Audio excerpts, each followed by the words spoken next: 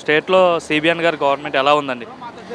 ప్రీవియస్‌గా కంపేర్ చేసుకుంటే ఇప్పుడు చాలా బాగున్నదండి. బెటర్ అనుకుంటున్నారు మీరు? స్టేట్ డెవలప్‌మెంట్ గానీ ఏది చూసుకున్నా సరే ప్రీవియస్ గవర్నమెంట్ కన్నా ఇప్పుడు ఇచ్చిన గవర్నమెంట్ వాళ్ళు ఇచ్చిన ప్రామిసెస్ గానీ ప్రతీదీ కూడా ఫుల్‌ఫిల్ చేస్తున్నారు వన్ బై వన్. ఇప్పటికీ నాట్ మచ్ టైం, బట్ ఈ కొంచెం టైంలోనే వాళ్ళు చాలా చేంజెస్ తీసుకొచ్చారు. లైక్ పెన్షన్స్ గానీ, మన ఐటీ సెక్టార్ చూసుకున్నా, విజయవాడ చూసుకున్న టెంపుల్స్లో కూడా మనకు చాలా చేంజెస్ వచ్చాయి. రీసెంట్గా సీప్లైన్ పెట్టారు and we are getting capital right enough, అన్నీ డెవలప్ అవుతున్నాయి. ప్రీవియస్ గవర్నమెంట్లో మనం ఈ 5 yearsలో చూసుకుంటే అంతలా మనకి ఏ డెవలప్మెంట్ కనిపించలేదు. ఇప్పుడు ఈ గవర్నమెంట్ వచ్చాక we can see lots of changes and employments కూడా చాలా పెరుగుతున్నాయి ఇప్పుడున్న గవర్నమెంట్ సెక్టార్స్లో. 5 yearsలో మాకైతే ఏం తెలియదండి. ఏ గవర్నమెంట్ రావడం తెలియదు, ఏ కంపెనీస్ రావడం తెలియదు, ఏదన్నా గ్రేట్ ఈవెంట్స్ అయ్యాయి అని తెలియదు. ఇప్పుడు ఈ షార్ట్ స్పాన్లో చూసుకుంటే మనకు విజయవాడలోనే డ్రోన్ జరిగింది, అది మన గిన్నెస్ వరల్డ్ రికార్డ్స్ అయ్యాయి, సీప్లేన్ వచ్చింది, ఇలాంటివి చాలా ఉన్నాయి చూసుకుంటే.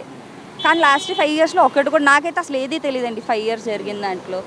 అంటే గవర్నమెంట్లో ఎక్కడ కూడా ఎంప్లాయ్మెంట్ లేదు, డెవలప్మెంట్ లేదని చెప్పి ఈ కూటమి గవర్నమెంట్ ఓటేశారుగా. సో మరి ఇప్పుడు ఐటీ మినిస్టర్గా లోకేష్ ఉన్నారు. ఆయన వర్కింగ్ ఎలా ఉంది? ఏం చేస్తున్నాడు ఆయన? ఆబ్వియస్లీ చాలా బాగుందండి. ఆల్రెడీ ఆయన చాలా well educated and he has more knowledge on IT sector. And ఆయన స్టాన్ఫోర్డ్లో చదువుకున్నారు and he has lots of knowledge. So ఆయన అబ్రాడ్ వెళ్ళి బోల్డ్ అండ్ కంపెనీస్ తీసుకొస్తున్నారు. అలాగే మనకి ఇక్కడ ఎంప్లాయ్మెంట్ కూడా చాలా పెరుగుతుంది. ఆయన వల్ల ఐటీ సెక్టర్ ఇక్కడ బాగా డెవలప్ అవుతుంది. లాట్స్ ఆఫ్ ఐటీ సెక్టర్స్ మనకి ఇక్కడ వస్తాయి. అమరావతిని చాలా బాగా డెవలప్ చేస్తున్నారు. ఇక్కడే మనకి ఐటీ సెక్టర్స్ వస్తాయి అని చెప్పి మంగళగిరి అవన్నీ అన్ని ఏరియాస్లోనే డెవలప్ అయ్యేసరికి ఆబ్వియస్లీ మన స్టేట్కి ఎంప్లాయ్మెంట్ వస్తుంది.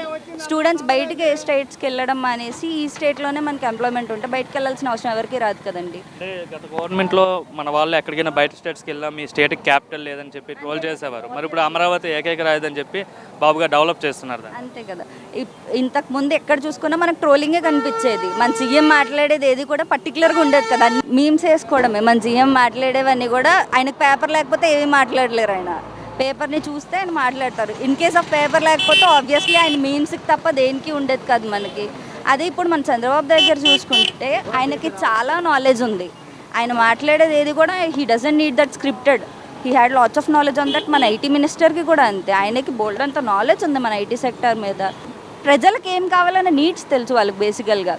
లాస్ట్ మనం చూసుకుంటే ప్రీవియస్గా వాళ్ళకి ఎప్పుడు వీళ్ళ ప్రజలకి ఫ్రీగా డబ్బులు ఇచ్చేయడానికి ట్రై చేయడం తప్ప దానివల్ల ప్రజలు సోమరిపోతులు అయిపోతారండి. దానివల్ల వాళ్ళకి యూజ్ ఏమి ఉండదు. వాళ్ళకి కావాల్సిన ఎంప్లాయ్మెంట్, కాకపోతే వాళ్ళు ఎంప్లాయ్మెంట్ క్రియేట్ చేయరు.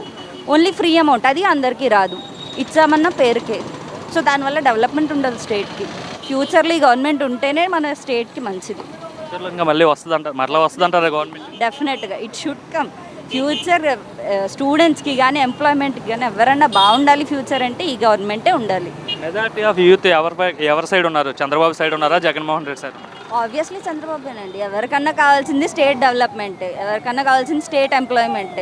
అది జగన్ వస్తే ఆబ్వియస్లీ జరగదండి. ఆయన ఉంటే ఏ ఎంప్లాయ్మెంట్ జరగదు, మనకి ఏ ఐటీ సెక్టర్స్ కూడా రావు. డెఫినెట్గా మనకి చంద్రబాబు గారు ఉంటేనే అవుతుంది. మనకి విజయవాడలో హెచ్సిఎల్ వచ్చింది ఆయన ఉన్నప్పుడే, ఆయన వల్లే.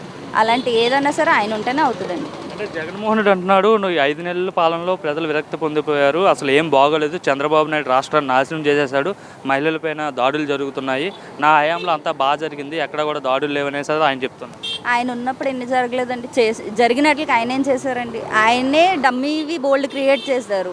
ఆయనే ఫేక్ న్యూసెస్ బోల్డ్ క్రియేట్ చేశారు. ఏదో కత్తితో పొడిచేశారు అంటారు, అలాంటి ఆయన బోల్డ్ చేశారు. ఇప్పుడు ప్రజలకు జరగకపోతే అప్పుడు వాయిస్ అవుట్ చేసిన వాళ్ళు ఇప్పుడు చెయ్యరా అండి? ప్రజలు ఎందుకు సైలెంట్గా ఉంటారు వాయిస్ అవుట్ చేయకుండా?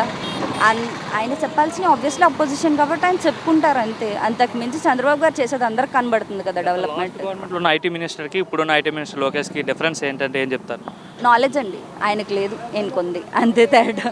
సింపుల్గా చెప్పేసి సింపుల్ నాలెడ్జ్ ఆయనకు లేదు, ఈయనకుంది. డెఫినెట్లీ ఆయనకి ఏ నాలెడ్జ్ ఉన్నది చెప్పండి? ఆయన ఎందులోని మనకు ఒక ఐటీ సెక్టర్ వచ్చిందా ఫస్ట్ ఆఫ్ ఆల్ 5 yearsలో? లేదు.